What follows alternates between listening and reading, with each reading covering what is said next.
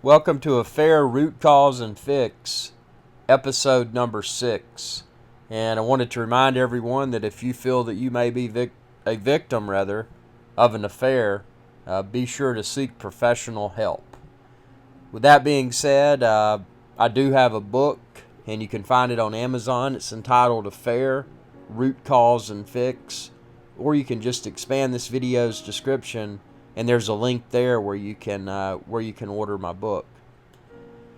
Let's go ahead and talk about investigating an affair. So, if you haven't watched my previous episodes, be sure to subscribe to my channel, ring that bell to be notified when I post new videos, and go ahead and start with episode 1, and you can hear the entire story. But after confirming that an affair had occurred, and not only getting my wife's side of the story, but the guy's side of the story too, I don't believe any of that. So what I need to do is assemble hard evidence and develop an opinion based upon the evidence that I've assembled. So this is where it can get really tricky, because there may not be a lot of evidence, and if there is, some of it may be deleted. Fortunately, in today's technological world, a lot of things that occur on a daily basis, whether they're ethical, moral, or immoral, or unethical, they often also occur by way of electronic communications, thanks to smartphones.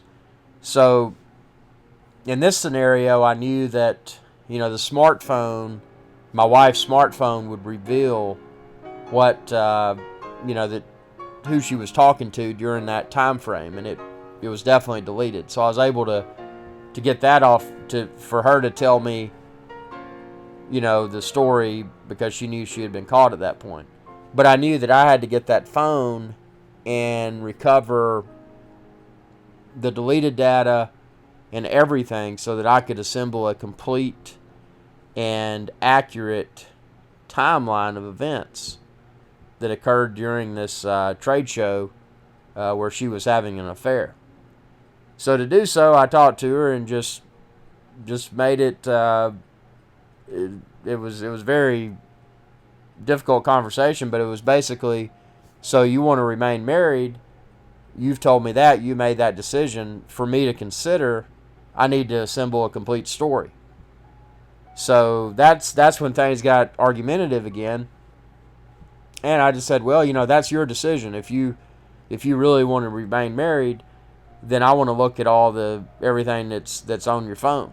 It's the first time I've ever looked at her phone. Never had a reason to, never wanted to.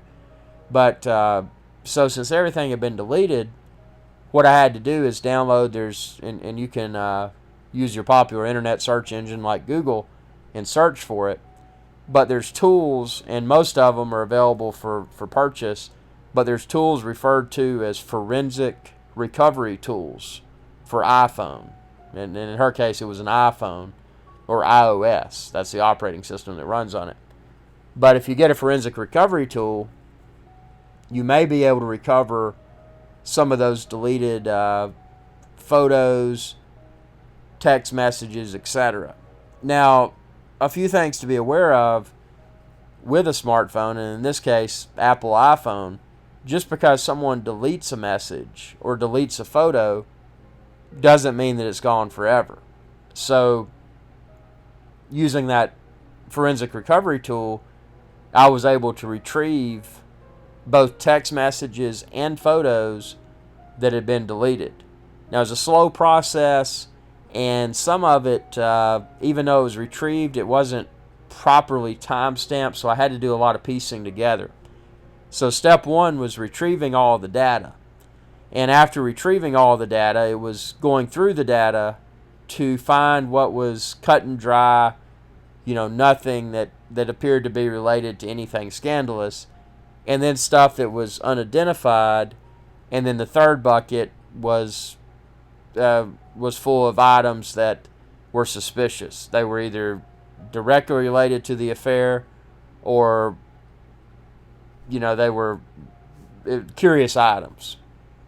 So by doing that, I was able to filter through just years worth of text messages, years worth of photos, and just kind of piece together a story. Now, the interesting part about this was that I was able to relive the trade show trip.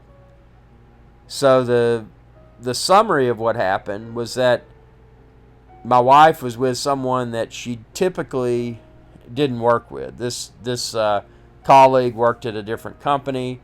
They typically didn't travel together. Number two, this particular trade show, it was only the two of them.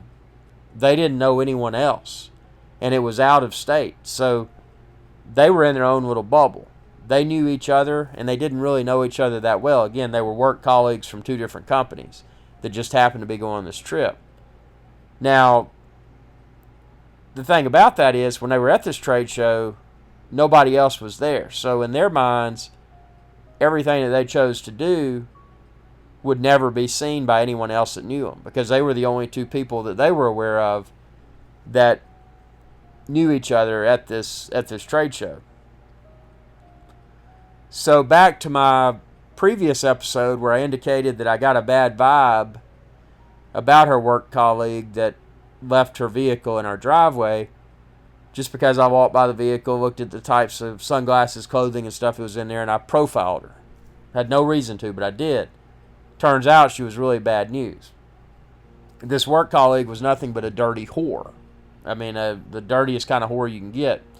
And basically the text, it started out during the first few days of the trade show. The first day or so, it was more of a, her work colleague was trying to talk my wife into bad stuff, and then she started opening up and basically saying that, she loves these trade shows because she calls them sexcapades or whatever. She just tries to go out and get with as many guys as she can. Basically just saying she's a whore. And she wasn't, shy about it.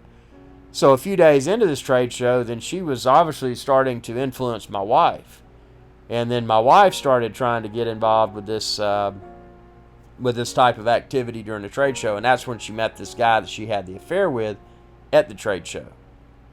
The guy that I told you about within a previous episode. And I pieced all this together, again, from that data that I retrieved from her iPhone, from my wife's iPhone, using the forensic recovery tool. So that was the summary of how it all began. And then what happened, well, that's when I got the text between my wife and the guy. So, those got really dirty. What I did determine, at least from my analysis of the data, is that there was no sexual contact. However, it was confirmed that he came back to my wife's room 2 nights, which is unacceptable. So that's where things got really, really bad. But I didn't find anything that indicated they had sexual contact. And that was reiterated by the fact that the guy, again, per all the data that I retrieved and pieced together and assembled this story, apparently he had to leave the trade show a day early to go to some other activity. So I think had they been there another night, I think something bad could have happened. So, at least that gave me a little bit of peace of mind there. Now, what happened also when I was assembling all of this data, I discovered a message. I mentioned I placed the content in multiple buckets, and then I went in and more thoroughly reviewed it. But there was one that just didn't match up. So to cut to the chase, I found a second guy. And this second guy was not at the trade show. He was a different time and place during an earlier date. And it was actually a later date, because it was after returning from this show. Completely unrelated.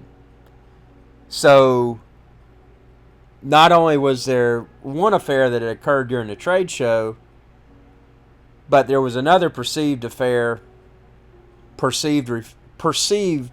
rather, that appeared to be occurring elsewhere. So that's when I knew that I had to, that's when I knew I needed to get divorced, because something wasn't right. And since I found all that in the phone, and I didn't find anything further back, I mean, I went back several years, and I even went as far as looking at contacts that historically had existed on the phone but had been recently deleted. Because ultimately, if someone's at fault for something and they know they've been caught, one of the first things they're likely going to try to do is bury their evidence. And in that case, I found every number that had previously existed but had been recently deleted. And that's where I was able to pin person 2 of 2 with a name and a contact number. So that's where my investigation led. And, if you want to hear what's next, subscribe, ring that bell icon, and check out episode 7.